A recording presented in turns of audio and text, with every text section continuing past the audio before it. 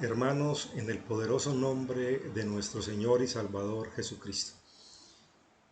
Espero que hayan tenido una semana llena de bendiciones, de comunión con Dios, de lectura de la palabra de Dios y de muchísima oración. Hoy voy a permitirme presentar a ustedes un tema bastante conocido por todos nosotros, pero a veces eh, muy olvidado, casi que como la gran mayoría de los mandamientos de Dios, por alguna razón espiritual que todos conocemos. Satanás hace todo lo posible para que seamos oidores y no hacedores de la palabra de Dios. El mensaje de hoy lo he titulado Una lección acerca del amor al prójimo y está sustentado en la historia o en la parábola de Lucas capítulo número 10, versículos 30 al 35. Bastante interesante por demás lo que podamos aprender hoy y lo que podamos poner en práctica, especialmente en el contexto en el que estamos viviendo, donde el desempleo, donde la pobreza, donde la necesidad de muchísima gente se va o se está aumentando de manera significativa y eso nos tiene que llegar a nosotros a lo más profundo de nuestro corazón, a las raíces y fundamentales de nuestro cristianismo, la necesidad del prójimo. El capítulo número 5 de la epístola del apóstol Pablo a la iglesia que estaba en la ciudad de Galacia, y en el versículo 14 Pablo escribe inspirado por el Espíritu Santo, porque toda la ley en esta sola palabra se cumple: amarás a tu prójimo como a ti mismo. Y voy a adelantarme un poco al contexto de la enseñanza.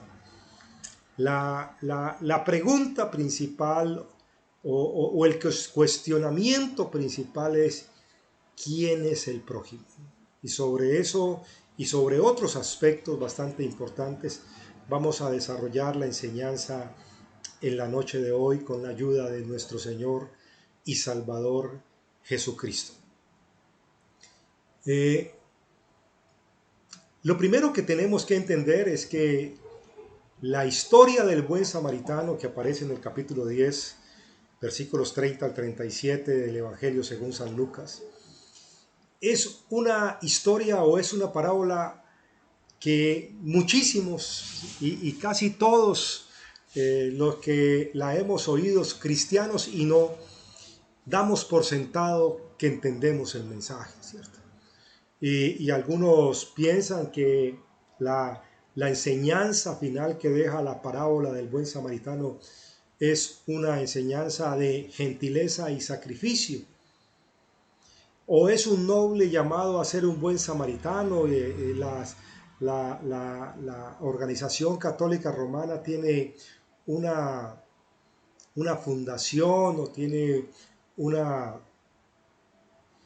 no sé, digamos una comunidad que se llama el Buen Samaritano y hacen almuerzos y comidas y salen en las madrugadas y en las noches a darle de comer a la gente de la calle.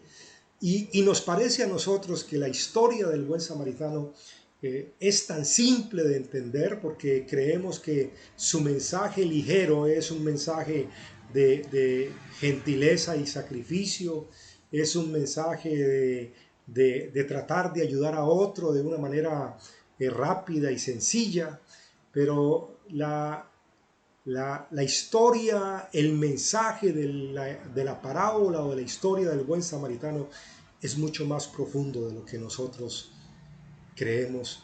Y sobre ese contexto quiero predicar en esta noche. Que Dios nos permita sensibilizar lo más profundo de nuestras entrañas después de escuchar el mensaje, después de leer la Biblia como la que tenemos que leer en la noche de hoy, para que podamos sentir qué es lo que verdaderamente Dios exige de nuestro cristianismo. Entonces, ¿cuál es el verdadero mensaje? Y mucha gente entrará a pensar o estará pensando que es una exhortación a ayudar a los necesitados. Y seguramente tiene muchísimo sobre el llamado a ayudar a los necesitados. O seguramente otros pensarán que también es un llamado a ser bondadoso con los extranjeros. Y la Biblia también dice, amarás al extranjero como a ti mismo, pero el mensaje va mucho más allá. Y el mensaje profundo de la parábola o la historia del buen samaritano es que usted y yo y muchísima gente sobre este planeta entendemos muy poco lo que significa el amor que Dios exige en su ley frente a los demás. Y eso no puede quedar ahí. La parábola del buen samaritano nos enseña lo poco que entendemos del amor frente a lo que Dios exige en su ley. Lo poco que entendemos. Y ese concepto de lo que nosotros entendemos por amor al semejante nos ha hecho tanto daño que usted y yo podemos poner la cabeza sobre la almohada y quedarnos dormidos tranquilos sin pensar ni siquiera por un segundo cuánta gente está durmiendo en el frío de la noche sin haber probado un bocado de comida durante el día. Y sin embargo, usted y yo, llamados cristianos, dormimos plácidamente e incluso colocamos música cristiana para quedarnos dormidos. Y no nos conmueve en lo más mínimo de nuestro corazón el pensar por un momento cuánta gente se acostó sin comer o todavía no se ha acostado porque no tiene un lugar donde acostarse. Y eso nos tiene que llevar a nosotros a cuestionar muchísimo lo que hemos entendido, lo que significa el amor hacia el otro.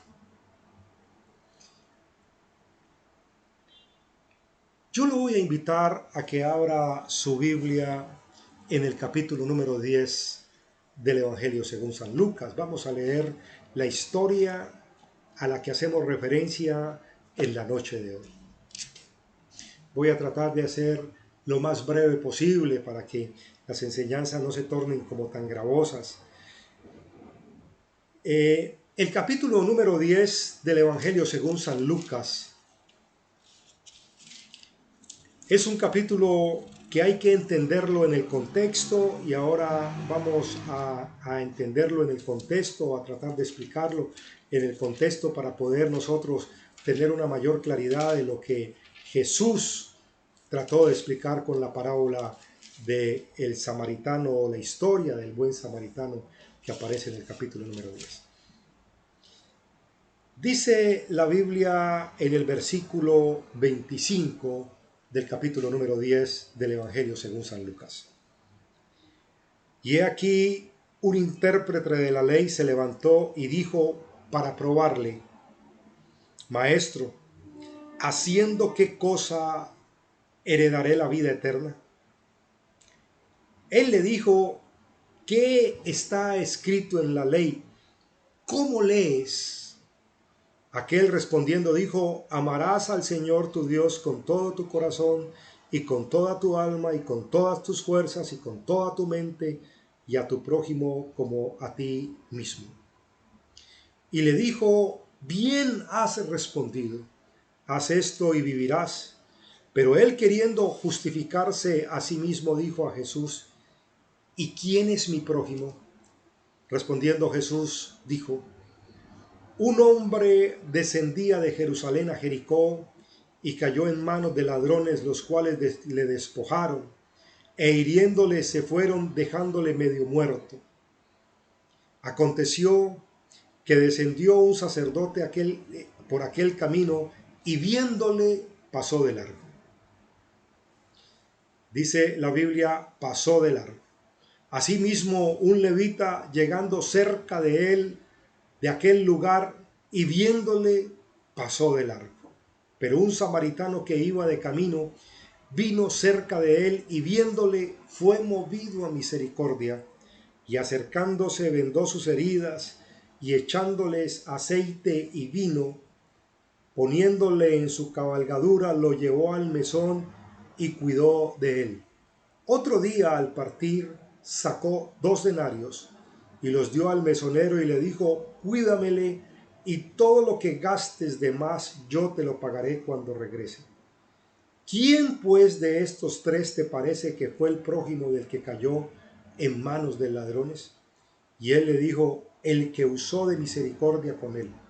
Entonces Jesús le dijo, ve y haz tú lo mismo. Esa es la historia que vamos a tratar hoy, pero que necesariamente tenemos que contextualizar el capítulo número 10. Y es necesario entender todo el capítulo número 10 hasta el versículo número 25, más o menos, para poder entender de dónde viene una pregunta con trampa. La parábola o la historia estaba dirigida a un legalista religioso. La Biblia dice que era un intérprete de la ley, podía haber sido un escriba o un fariseo, que con su pregunta estaba buscando una ocasión de hacer equivocar a Jesús en su respuesta, y específicamente con el análisis sutil de una palabra, prójimo. Y yo no sé si usted tenga muy claro quién es su prójimo, porque este hombre intérprete de la ley, un hombre con una posición social en la época de Jesús bastante alta, bastante buena. Los intérpretes de la ley, los escribas y los fariseos eran personas muy importantes en la sociedad del primer siglo. Y esa manera de interpretar la palabra de Dios les daba una posición por encima de muchísima gente, estaban en lo más alto de la escala social. Pero la interpretación que este hombre daba a lo que significaba el prójimo, seguramente lo había llevado a vivir equivocadamente frente a lo que significaba el amor a los semejantes. Y es posible que usted, yo y muchísima gente hayamos caído en el mismo error que el intérprete de la ley. El no tener muy claro quién es el prójimo para nosotros, especialmente para los que nos llamamos cristianos. Y esa pregunta con trampa se realiza en un contexto bastante interesante. Todo lo que usted está leyendo en el capítulo número 10 se encuentra o se desarrolla durante el ministerio de Jesús en toda la región de Galilea. En toda la región de Galilea se está llevando a cabo todo el contexto de la prédica del día de hoy. Y en el capítulo número 10, usted encontrará que Jesús envía 70 personas, 70 discípulos en parejas, para que vayan a predicar a las ciudades cercanas, especialmente a toda la región de Samaria. No se le olvide que en el inicio de su ministerio, cuando Jesús ordena a los 12 apóstoles, a los primeros discípulos que él tuvo, él los manda a predicar también, pero les hace una advertencia, les dice que no podían entrar a predicar por las regiones de los gentiles ni los samaritanos. Ya esta misión de 70 hombres, discípulos de Jesús, tenía como objetivo entrar a predicar a la región de Samaria. Y usted encuentra también en el capítulo número 10 que Jesús hace un juicio contra unas ciudades incrédulas que estaban ubicadas especialmente en la región de Samaria. Jesús le dice, por ejemplo, en el capítulo número 10, versículo 13, dice: ay de ti, Corazín, y ay de ti, Betsaida, que si en Tiro y en Sidón si hubieran hecho los milagros que se han hecho en vosotras, tiempo ha que sentadas en silicio y ceniza se habrían arrepentido. Y después dice: por tanto, en el juicio será más tolerable el castigo para Tiro y para Sidón que para vosotras. Y después viene una de las palabras más fuertes contra una de las ciudades que había sido el centro de acción de los apóstoles, la ciudad de Capernaum. En la ciudad de Capernaum vivía Lázaro con sus hermanas. Durante muchos tiempos en todo el ministerio de Jesús, Jesús se quedó en Capernaum, pero él en ese momento también dicta un juicio contra Capernaum y dice: y tú, Capernaum, que hasta los cielos eres levantada, hasta el Hades serás abatida. Seguramente Jesús está emitiendo el juicio contra estas ciudades y especialmente contra Capernaum, porque el centro de operaciones del ministerio de Jesús en esta tierra estaba centrado en gran medida en la ciudad de Capernaum, y seguramente los habitantes de Capernaum no aprovecharon que el Salvador del mundo estaba ahí con ellos permanentemente. Y eso generó, por consiguiente, una reacción de los líderes religiosos al ver que Jesús había emitido un juicio eterno contra estas ciudades que no habían entendido, que no habían aprovechado, que no habían doblado su corazón a los pies de Jesús a pesar de tanta predicación y a pesar de tantas señales y milagros. Y cuando Jesús está en ese momento haciendo todo un juicio contra la ciudad de las ciudades de Galilea, la Biblia dice en el versículo 27 que en ese momento un intérprete de la ley se levantó. Seguramente estaba ahí, ya no aguantó más la molestia y el celo contra Jesús, y le hace una pregunta bastante interesante, una de las preguntas más importantes, o tal vez la pregunta más importante que un ser humano pueda hacerse durante su vida. La Biblia dice que se levantó y dijo para probarle. Y ahí estaba la trampa. La trampa no estaba en la pregunta, sino estaba específicamente en el objetivo que él quería lograr con hacer esa pregunta. Su único objetivo era probarle.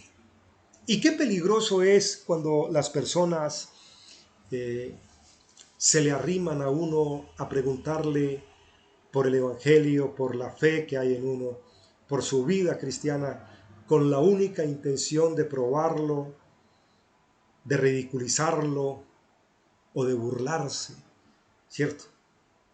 Fíjese que este hombre no fue a preguntarle a Jesús con el objetivo de saber realmente haciendo qué cosa heredaría la vida eterna. Cuando alguien viene a uno con la sed de saber qué debe hacer para ser salvo, su actitud es diferente. La trampa de este hombre estaba en su corazón. Él realmente no quería saber qué cosas necesitaba para heredar la vida eterna. Él creía ya tener contestada su pregunta, porque su orgullo espiritual lo llevaba a estar convencido que la interpretación que él le había dado a las Escrituras era totalmente válida y que no había absolutamente nada que aprender. ¿Haciendo qué cosa heredaré la vida eterna? Y es la pregunta más importante que cualquier ser humano puede hacerse.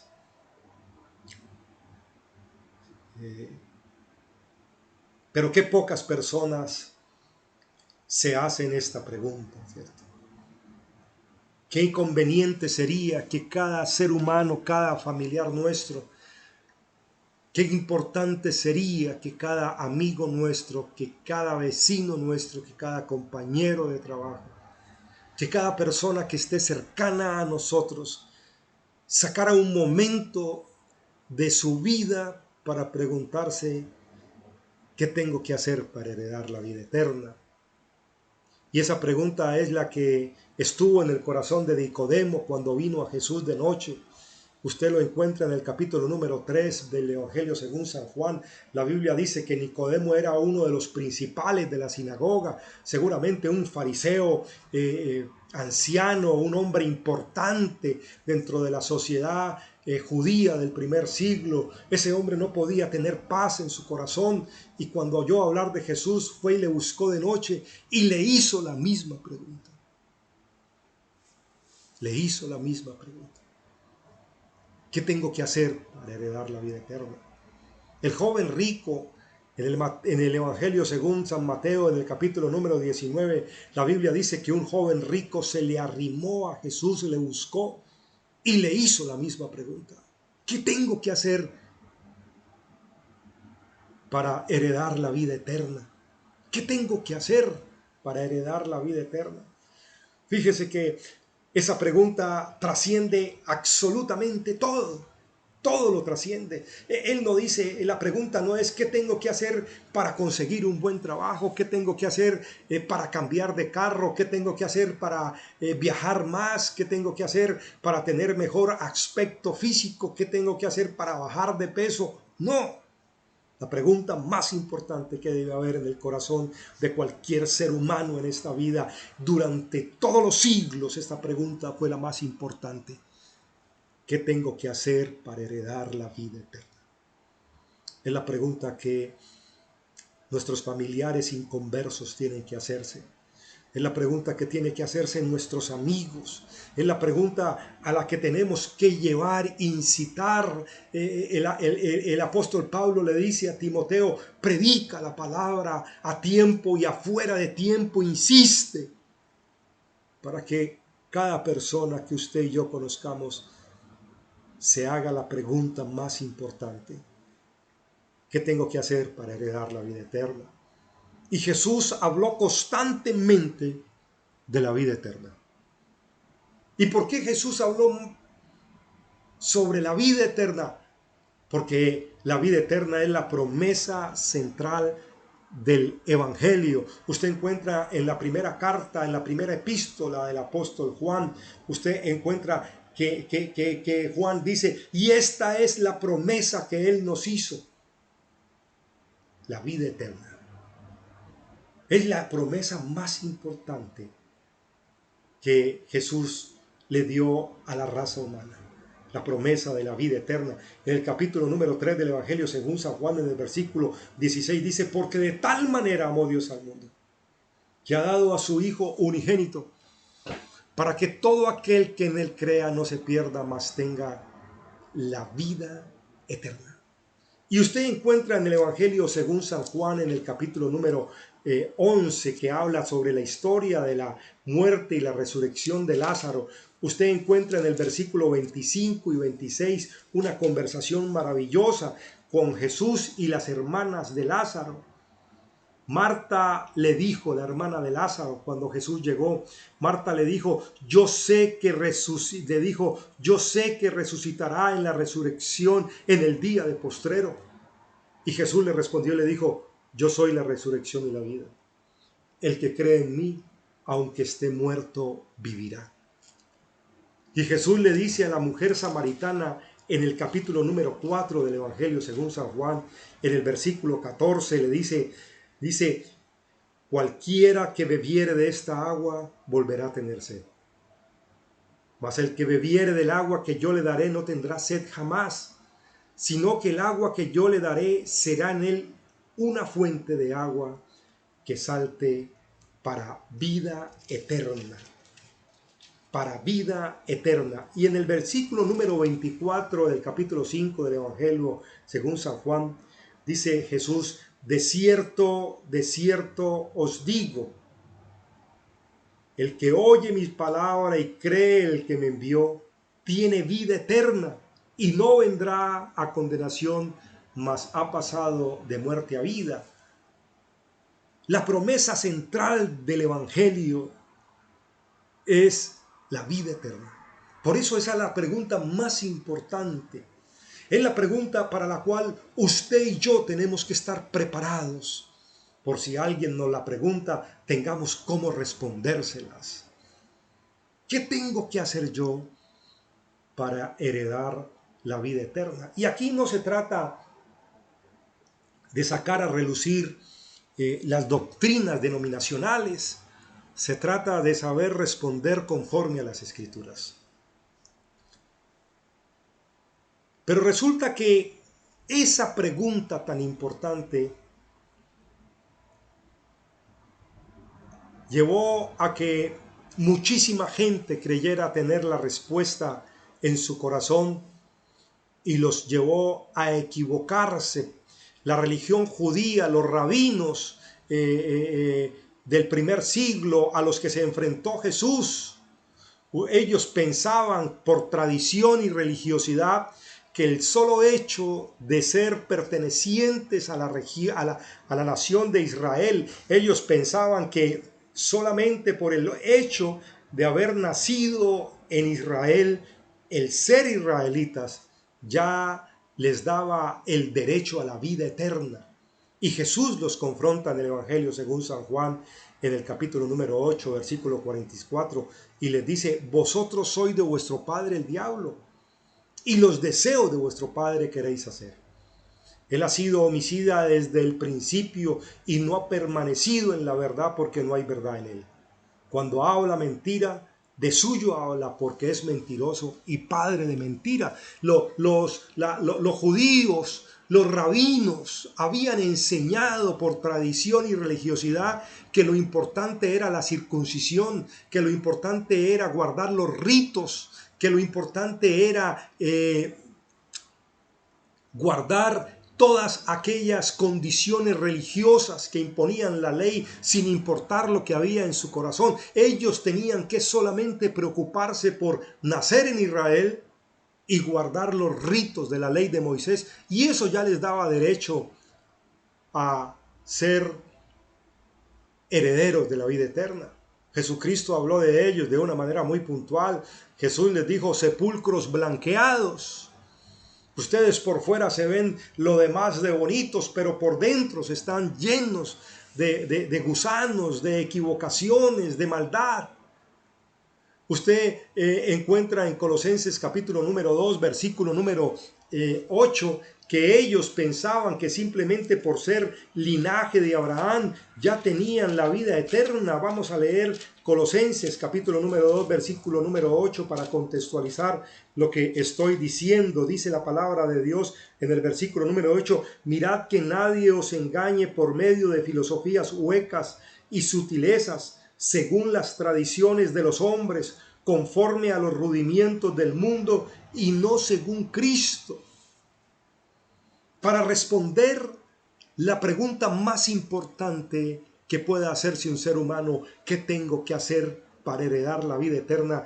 Pablo le escribe a la iglesia de Colosas y le dice: que nadie os engañe por medio de filosofías huecas y sutilezas, según la tradición de los hombres.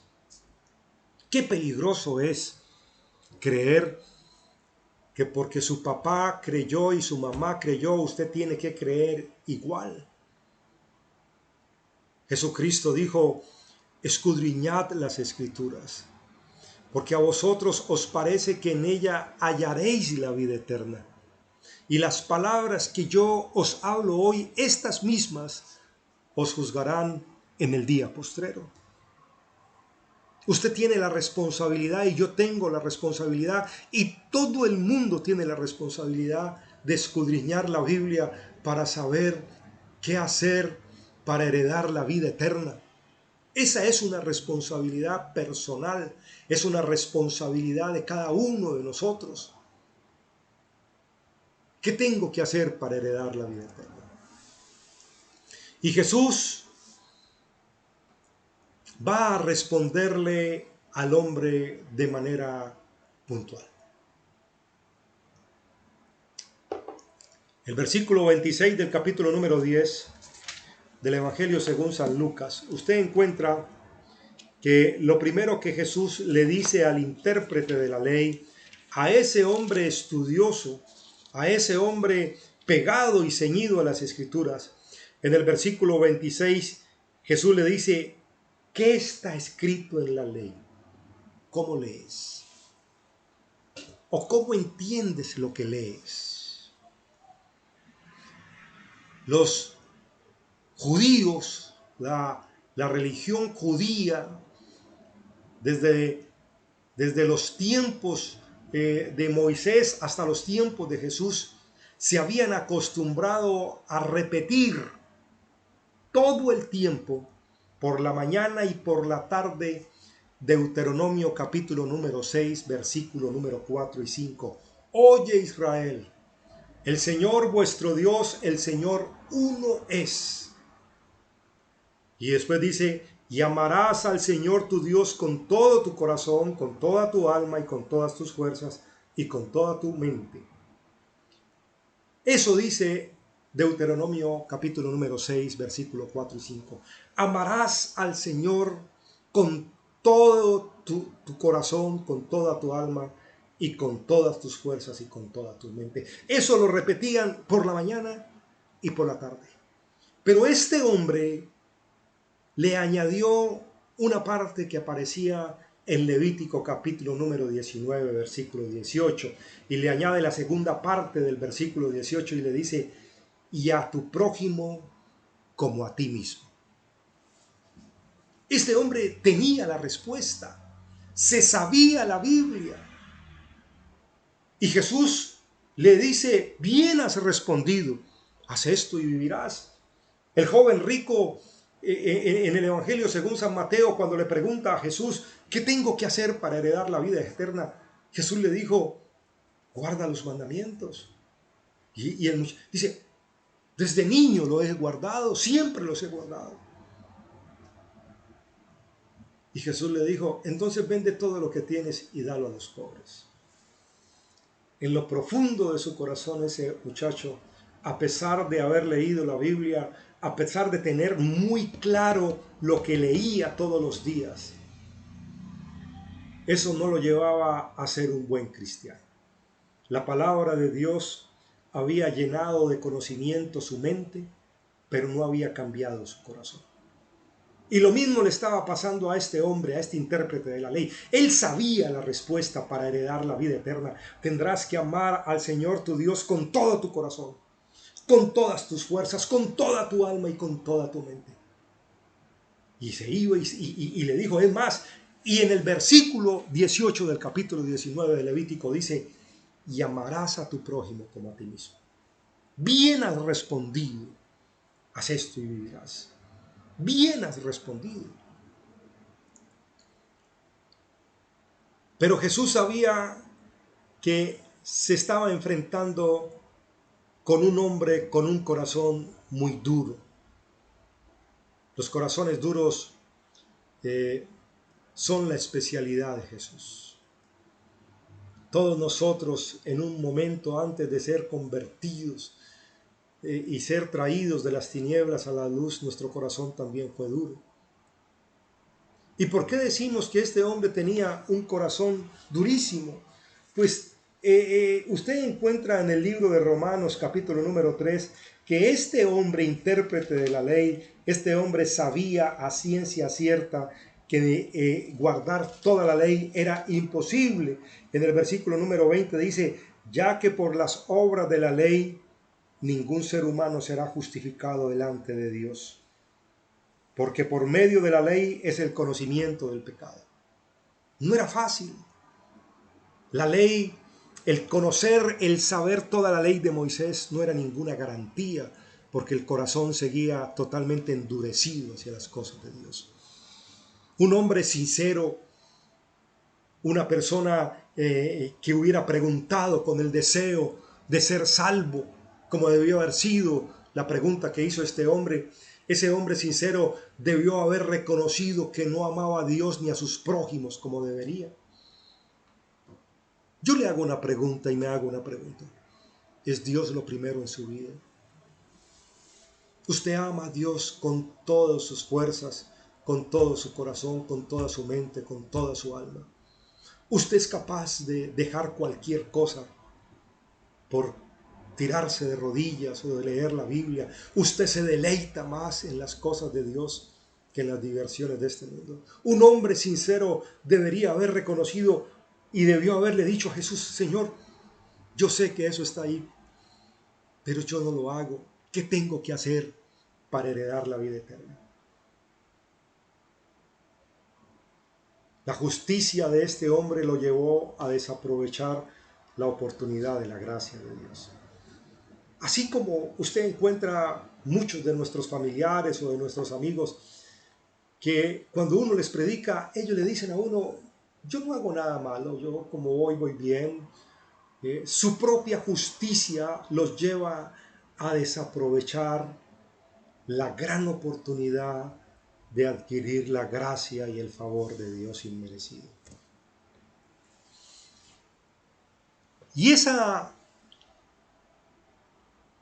manera de justificarse, esa manera de no querer aceptar que su corazón necesita ayuda, llevó a este hombre, como a muchas de las personas que usted y yo conocemos. La Biblia dice: y queriéndose justificar a sí mismo, dice el versículo número 19, queriéndose justificar a sí mismo. Este hombre del capítulo número 10 de Lucas, este hombre no quería hacerse dueño de la gracia de nuestro Señor Jesucristo. Dice la Biblia: pero él, queriendo justificarse a sí mismo, dijo: ¿y quién es mi prójimo? ¿Y quién es mi prójimo? Y esta es una pregunta interesante también. Y yo no voy a pasar la otra diapositiva hasta que no la respondamos usted y yo también. ¿Quién es su prójimo? Fíjese que el versículo número 18 del capítulo número 19 del libro de Levítico que él citó anteriormente, este hombre le dijo: la ley de Moisés dice: y amarás a tu prójimo como a ti mismo. Pero los rabinos, la religión judía, la tradición de los hombres habían interpretado el versículo del capítulo 19 de Levítico diciendo que el prójimo era el amigo cercano, el familiar cercano, el israelita. Tenía que ser de la misma nación, tenía que ser alguien que a usted y a mí nos cayera bien para poderle ayudar. Muy parecido a lo que creemos hoy. Usted cree tener más responsabilidad para ayudar al que conoce, a su familiar, a su hermano, a su hijo, a su hija, que al desconocido. Uno cree que la responsabilidad de uno es primero o debe ser mayor con los cercanos que con los lejanos. Y Jesús va a explicar que no es así. La religión judía había interpretado que el prójimo era alguien cercano, alguien de la misma raza de Israel, alguien muy cercano, conocido, familiar.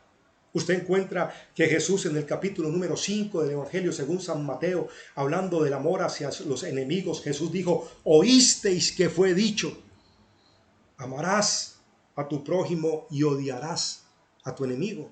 Pero yo os digo, dice que Jesús no dijo: oísteis que está escrito. Eso nunca estaba escrito, nunca está en la Biblia el odiar al enemigo. Nunca. Nunca lo estuvo ni en la ley de Moisés. Ellos habían interpretado la palabra prójimo como alguien muy cercano, muy a su conveniencia.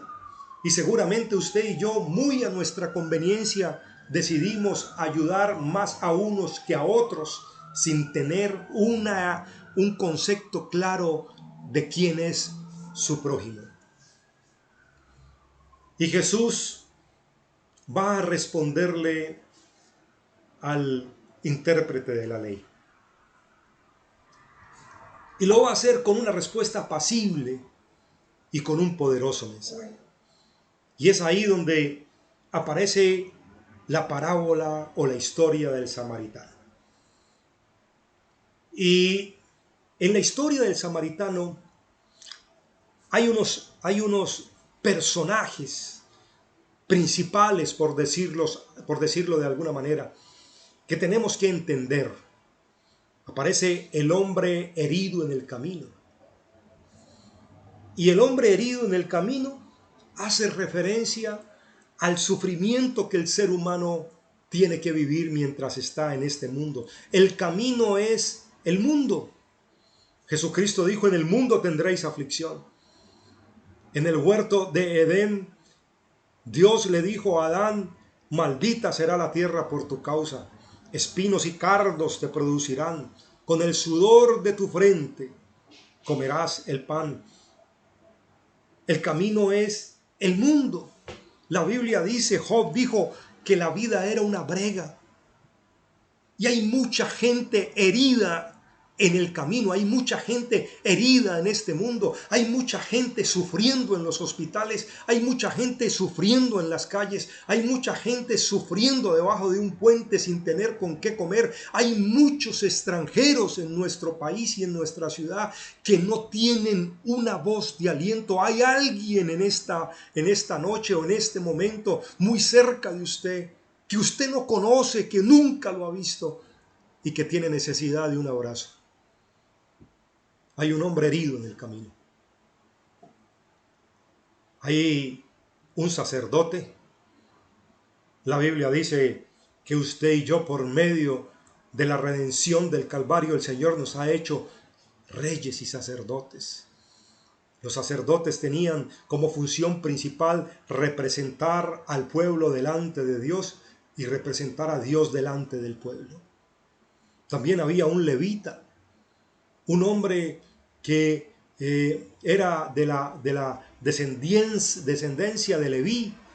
Generalmente los levitas, si no eran sacerdotes, servían en el templo, tenían un oficio determinado en el servicio a las cosas de Dios, eran hombres que estaban cercanos al lugar santo y al lugar santísimo, así sea corriendo una mesa o limpiando, pero estaban ahí cerca sirviendo en el santuario. Pero también había un samaritano, una persona totalmente despreciable para los judíos.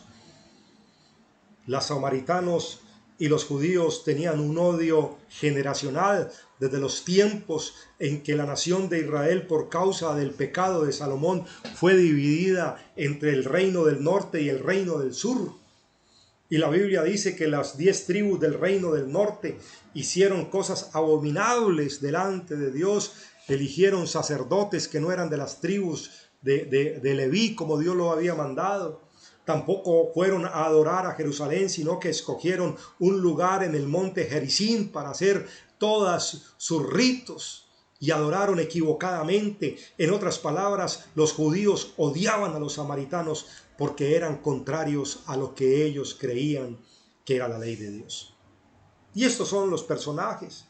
Pero también aparecen algunas circunstancias en la historia que son determinantes e importantes para tener en cuenta. El camino, como dije ahora.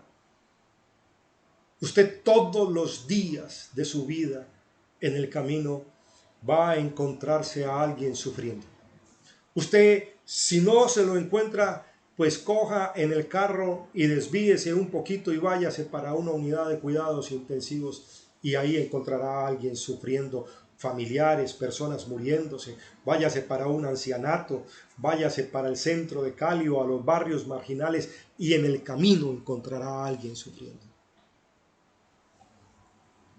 Otra circunstancia determinante es el ataque. Satanás atacará constantemente mientras estemos en este mundo. Otra circunstancia determinante es lo que utilizó el samaritano: las vendas, el vino y el aceite. Y otra circunstancia determinante es el mesonero. Ese cargo es importante. ¿Por qué importante? Por el testimonio que dará el samaritano y por el testimonio que usted dará o no dará cuando tiene o no tiene misericordia con alguien. El pastor Adrian Rogers decía que él le pedía a Dios que permitiera que mucha gente llegara a los pies de Jesús, no por sus mensajes, sino por su testimonio. Mucha gente vendrá a los pies de Jesús o no vendrá a los pies de Jesús por su testimonio más que por su manera de evangelizar. ¿Qué es que yo no sé evangelizar? Que yo no me sé la Biblia. Es posible que usted no se sepa la Biblia. Es posible que Dios no le haya dado a usted el don de la evangelización. Pero la responsabilidad de tener un testimonio intachable, lleno de misericordia y favor, es responsabilidad suya y mía. Y vamos entonces a mirar la historia. La Biblia dice en la historia así, dice: un hombre descendía de Jerusalén a Jericó. Jerusalén estaba en la parte alta y Jericó estaba en la parte baja. Más o menos se demoraba una persona entre 3 y 4 horas en llegar de Jerusalén a Jericó o de Jericó a Jerusalén. Eran unos caminos escarpados, solos, muchísimas cuevas, árido el terreno, donde eran lugares especiales para que ladrones y bandidos se escondieran. Muy poca gente tomaba esa ruta. Pero la Biblia dice, y cayó, dice, un hombre descendía de Jerusalén a Jericó y cayó en manos de ladrones, los cuales le despojaron e hiriéndole, se fueron dejándole como muerto. Quedó ahí tirado en la soledad. No se le olvide que era un camino solo, un camino poco transitado. Este hombre pasó ahí seguramente mucho tiempo sin que alguien pudiera ayudarle. La historia, la sociología, la antropología concluyen que la gran mayoría de personas necesitadas, que nosotros llamamos limosneros, se hacen a las afueras de las iglesias porque de alguna manera ellos concluyen que los que llegan a las iglesias tienen un buen corazón, entonces les darán mucho más rápido. Y este hombre estaba ahí tirado, medio muerto, y vio que venía un sacerdote y después un levita. Y eso debió haber sido la mejor noticia que él podía tener en ese momento. Este hombre herido en el camino seguramente dijo: me van a ayudar. Era lo mejor que le podía pasar humanamente, que un sacerdote o un levita aparecieran. Y aparecieron. La Biblia dice en el capítulo número 5 del libro de Hebreos que los sacerdotes tenían que ofrecer sacrificios por los pecados del pueblo. Y tenía que ofrecer sacrificios por los pecados de él mismo, porque también estaba totalmente rodeado de debilidad. Era un hombre, los sacerdotes eran hombres por naturaleza, tenían que ser sensibles, tenían que ser misericordiosos. ¿Usted cree que esos hombres, ese levita y ese sacerdote que pasaron, tenían que conocer lo que decía el capítulo número 18? El capítulo 19, versículo 18 de Levítico? Seguramente el hombre del camino dijo: me voy a salvar, me van a ayudar. Pasó un sacerdote, siguió de largo, bueno, no me ayudó, sigue el levita. Estos hombres saben lo que dice el versículo 33 y 34 del capítulo número 19 del libro de Levítico. La Biblia dice: cuando el extranjero morare con vosotros en vuestra tierra, no le oprimiréis. Como a un natural de vosotros tendréis al extranjero que mora entre vosotros, y lo amarás como a ti mismo, porque extranjeros fuisteis en la tierra de Egipto. ¿Usted se imagina? Ese sacerdote y ese levita tenían que saber lo que dice Miqueas capítulo número 6, versículo número 8. ¿Qué pido yo? Dice el Señor. Solamente que tengan justicia y hagan misericordia. Ese versículo tenía que estar en la mente y en el corazón de cualquier sacerdote y cualquier levita. Ese sacerdote y ese levita tenían que saber lo que dice el libro de Proverbios en el capítulo número 21, versículo número 13. Usted encuentra que en el versículo número 21, versículo número 13, capítulo 21, 13, dice: el que cierra su oído al clamor del pobre, también él clamará y no será oído. El que cierra su oído al clamor del pobre, también él clamará y no será oído. En otras palabras, Dios dice: si usted no atiende la voz del necesitado, yo tampoco atenderé sus oraciones. Eso tenía que estar en el corazón de los sacerdotes. Eso tenía que estar en el corazón del levita. Eso tiene que estar en su corazón y en el mío. Pero la Biblia dice que los dos pasaron de largo. Versículo 31 y 32. El versículo 31 pasó de largo el sacerdote, en el versículo 32 pasó de largo el levita. Yo pregunto, ¿cuántas veces usted y yo, conociendo la Biblia como la conocemos, frente a las necesidades que todos los días vemos en el camino, pasamos de largo? ¿Cuántas veces al clamor de ayuda, al clamor de auxilio, pasamos de largo? El sacerdote y el levita representan a cualquier persona que con conocimiento de las Escrituras no tienen amor y misericordia con los demás. ¿Y por qué no tienen amor y misericordia? Porque tienen un concepto equivocado de lo que son o lo que es el prójimo. Cuando usted y yo no sabemos quién es el prójimo, usted y yo creemos que tenemos el derecho a escoger a quién ayudamos.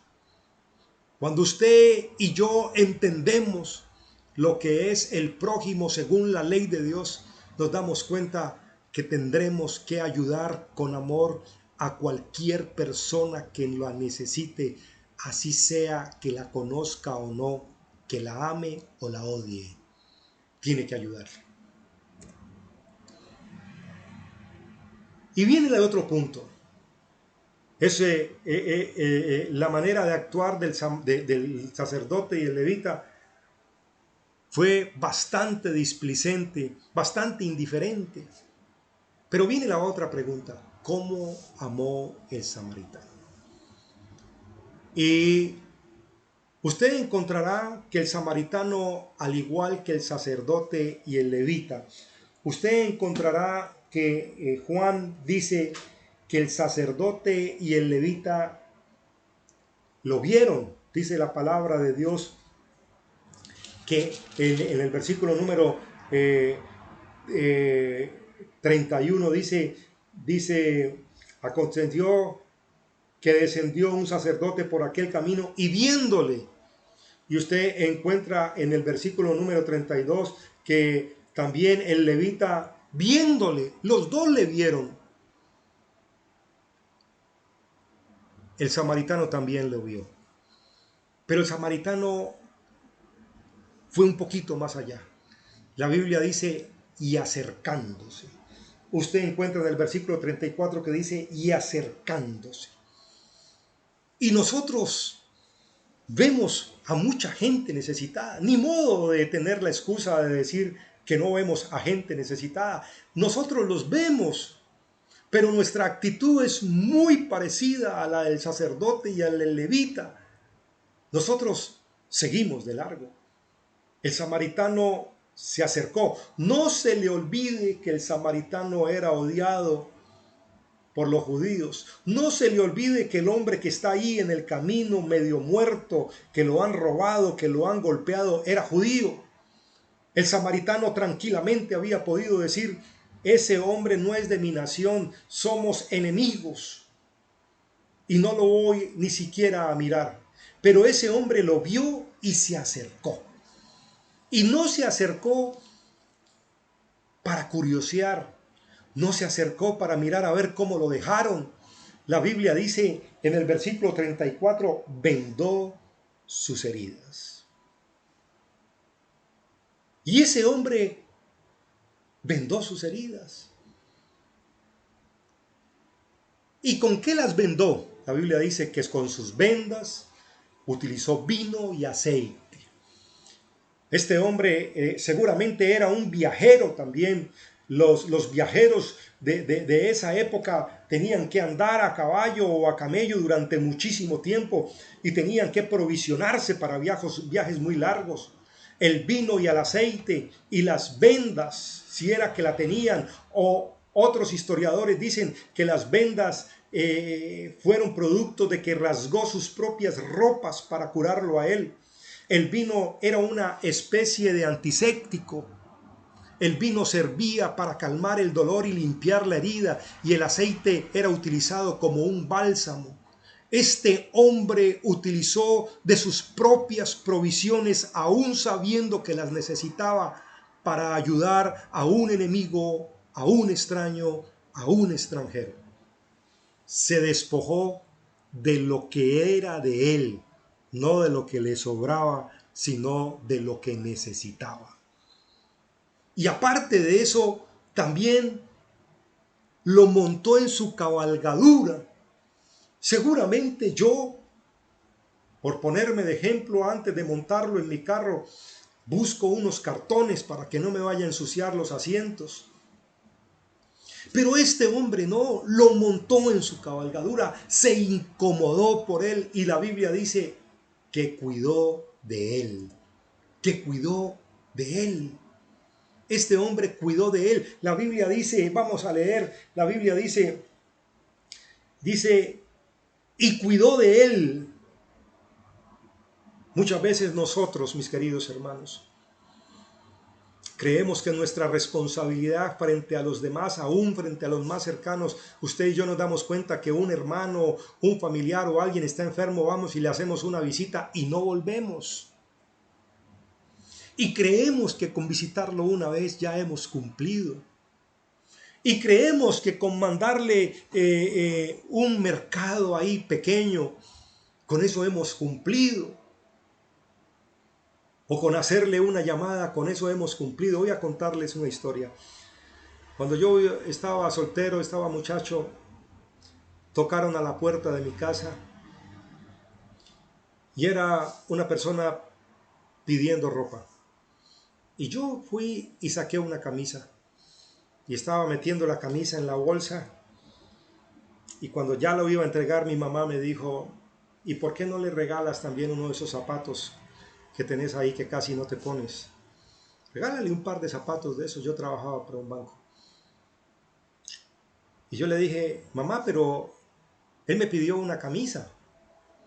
Y mi mamá me quedó mirando y me dijo: mijo, los regalos hay que darlos con moño para que se vean más bonitos.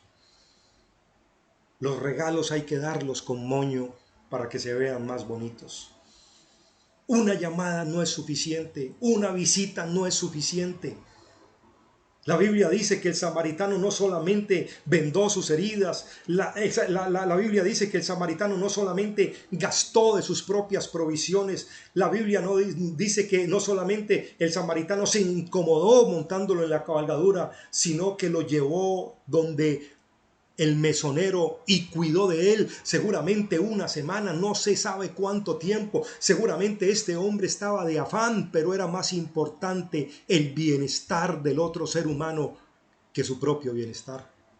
Y cuidó de él, y dice la palabra de Dios que este hombre cuidó de él, y dice la palabra de Dios, dice al otro día al partir. Otro día al partir.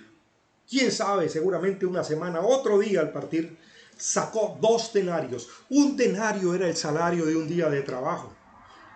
Y usted dice, bueno, eso eran 8,000, 10,000 pesos. No, un día de trabajo en el primer siglo, un denario alcanzaba para subsistir 2 meses.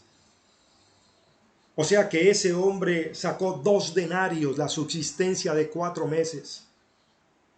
Y le dijo al mesonero, cuídamele, y todo lo que gastes de más yo te lo pagaré cuando regrese. En otras palabras, yo le firmo una letra por él, por alguien que no conozco.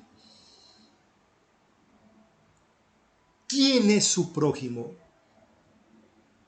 ¿Quién es la persona a la que tenemos que ayudar y que somos llamados a ayudar? Cualquier persona que usted encuentre en la calle, cualquier persona que le haya ofendido, cualquier persona que le haya ultrajado, cualquier persona a la que usted ya no quiera, ese es su prójimo. Y bíblicamente tiene la obligación de ayudarle y de amarle. Voy a leer en Mateo capítulo número 5, yo quiero que usted se vaya para allá. Y dice el versículo número 43, oíste que fue dicho, amarás a tu prójimo y aborrecerás a tu enemigo. Pero yo os digo, amad a vuestros enemigos, bendecid a los que os maldicen, haced bien a los que os aborrecen, y orad por los que os ultrajan y os persiguen, para que seáis hijos de vuestro Padre que está en los cielos, que hace salir su sol sobre buenos y malos, y que hace llover sobre justos e injustos. Porque si amáis a los que os aman, ¿qué recompensa tendréis? ¿No hacen también lo mismo los publicanos? Y si saludáis a nuestros hermanos solamente, ¿qué hacéis de más? ¿No hacen también así los gentiles? Sed pues vosotros perfectos, como vuestro Padre que está en los cielos es perfecto. Sed también vosotros perfectos. Y si usted se va a esta misma historia, al Evangelio según San Lucas, me explicaba el hermano Ricardo Peñuela, usted va a encontrar, sed también vosotros misericordiosos.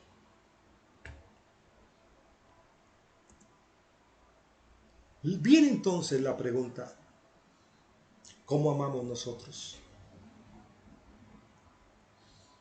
En Santiago capítulo número 2, la epístola de Santiago capítulo número 2, está por allá después de la epístola a los Hebreos, ya casi que al final de la Biblia. Pero yo me voy a permitir leer estos 3 versículos que tengo aquí en el capítulo número 2, en el versículo 14 al 17, dice, hermanos míos, ¿de qué aprovechará si alguno dice que tiene fe y no tiene obras? ¿Podrá la fe salvarle? Y si un hermano o una hermana están desnudos y tienen necesidad de mantenimiento de cada día, y alguno de vosotros les dices, id en paz, calentados y saciados, pero no le dais las cosas que son necesarias para el cuerpo, ¿de qué aprovecha? Así también la fe, si no tiene obras, es muerta en sí misma. Y Santiago capítulo número 4, versículo número 17 dice, el que sabe hacer lo bueno y no lo hace, le es pecado.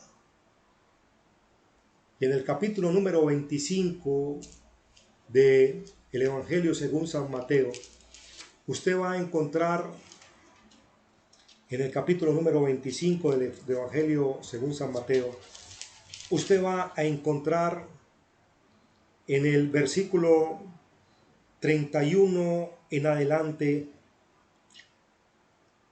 que el Señor juzgará a las naciones. Y dice la palabra de Dios, cuando el Hijo del Hombre venga en su gloria y todos los santos ángeles con él, entonces se sentará en el trono de gloria. Y serán reunidas delante de él todas las naciones y apartará a los unos de los otros como aparta el pastor a las ovejas a los cabritos. Y pondrá las ovejas a su derecha y los cabritos a su izquierda. Entonces el rey dirá a los de su derecha, venid benditos de mi Padre, heredad el reino preparado para vosotros desde la fundación del mundo. Porque tuve hambre y me disteis de comer. Tuve sed y me diste de beber. Fui forastero y me hospedasteis. Estuve desnudo y me cubriste, enfermo y me visitaste, en la cárcel y viniste a mí. Entonces los justos le responderán diciendo: Señor, ¿cuándo te vimos hambriento y te sustentamos, o sediento y te dimos de beber? ¿Y cuándo te vimos forastero y te recogimos, o desnudo y te cubrimos? ¿O cuándo te vimos enfermo en la cárcel y vinimos a ti? Y respondiendo el rey les dirá: de cierto os digo, que cuando hiciste a uno de estos mis hermanos más pequeños, a mí me lo hiciste. Y entonces también dirá a los de la izquierda: apartados de mí, malditos. O sea que los de la izquierda eran personas, si usted sigue leyendo, que Jesús les dice: al fuego eterno preparado para el diablo y sus ángeles. ¿Y por qué perdieron su alma? Porque tuve hambre y no me diste de comer. Tuve sed y no me diste de beber. Fui forastero y no me recogisteis. Estuve desnudo y no me cubriste, enfermo y no me visitaste. Entonces también ellos le responden diciendo: Señor, ¿cuándo te vimos enfermo, sediento, forastero, desnudo, enfermo o en la cárcel y no te servimos? Entonces le responderá diciendo: de cierto os digo, que cuando no lo hiciste a uno de estos más pequeños, tampoco a mí me lo hiciste. E irán estos al castigo eterno y los justos a la vida eterna. ¿Cómo amamos nosotros? ¿Cuál es su nivel de sensibilidad, el concepto que usted tiene de lo que es su prójimo?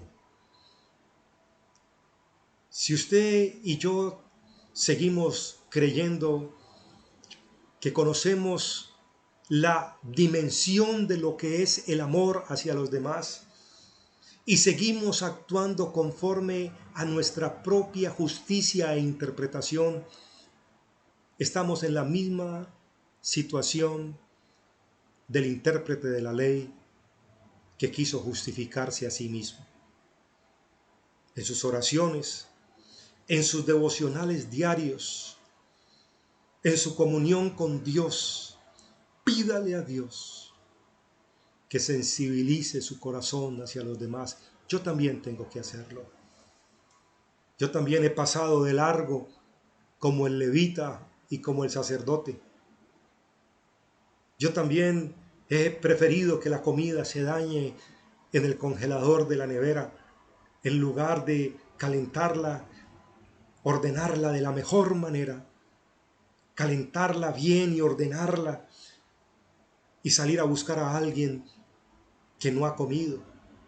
He preferido que la ropa se me dañe en el closet, en el ropero. He preferido que los zapatos, el cuero se quiebre antes de salir a buscar a alguien que seguramente está caminando descalzo y que está necesitando lo que yo tengo.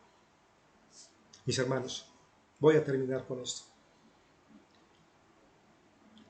Toda la semana he estado pensando en el mensaje que acabo de predicar.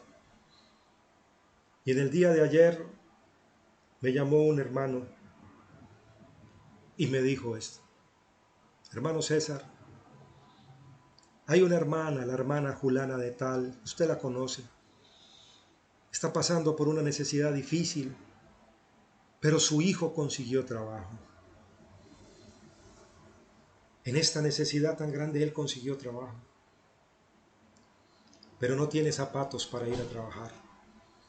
Él calza 42. Inmediatamente la maldad de mi corazón me dijo: bueno, yo calzo 40, no tengo, pero esa es la carga. Él comienza a trabajar el lunes y hay que conseguirle un par de zapatos número 42. No estoy diciendo que lo tiene que hacer usted, lo tengo que hacer yo porque Dios me escogió a mí para hacer eso. ¿Cuántas necesidades hay? ¿Cuántas angustias hay de los hermanos, de los que no son hermanos, de nuestros enemigos? ¿Cuántas necesidades hay? ¿Cómo amamos nosotros a los demás? Seguramente lo amamos según nuestras interpretaciones bíblicas y no como Dios manda. Que Dios nos ayude Que Dios nos permita crecer cada día en su palabra. La Biblia dice, Pablo le escribió a los Corintios y le dice, así yo hablaré lenguas humanas y angelicales, si yo interpretare toda profecía, toda ciencia, y no tengo amor, nada soy. Que Dios les bendiga, mis queridos hermanos, que Dios les guarde y les prospere en esta semana que comienza mañana. Que el Señor Jesucristo mande su ángel delante de nosotros para seguir caminando como Él nos manda. Que Dios los guarde y los bendiga, mis hermanos.